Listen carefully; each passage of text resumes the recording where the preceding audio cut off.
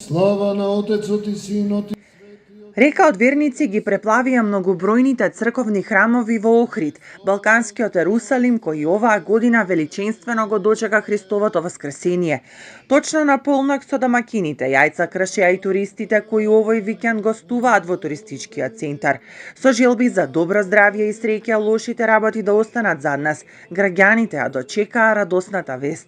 Централната богослужба традиционално се одржа на Плаошник во храмот Свети Климент и Пантелемон, но преполни беа и останатите храмови.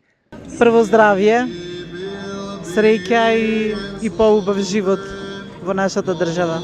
Здравје, среќа, цела фамилија да е здрава и жива. Здравје и мир да имат, среќа. Празникот Великден е вистинска можност целото семејство да се собере на заедничка трпеза. Великденската софра е најбогата. Во чест на Бога се принесува се што подготвиле домакинките. Од се и се што, од комат, од петулици, од јагнешко, од јајца прво вапцани.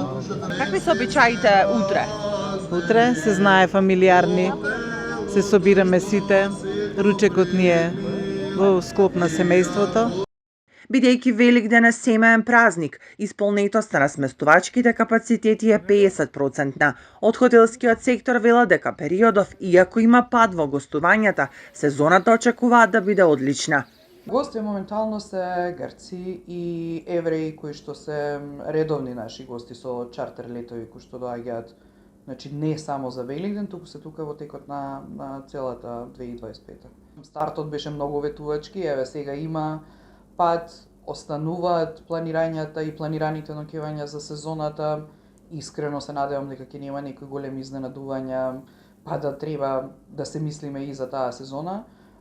Имаме одлични исполнето за сезоната, одлични најави, само за жал не може да живееме од една сезона цела година, така што се надевам дека и оние планирани ноќевања од септември натака ќе се реализираат.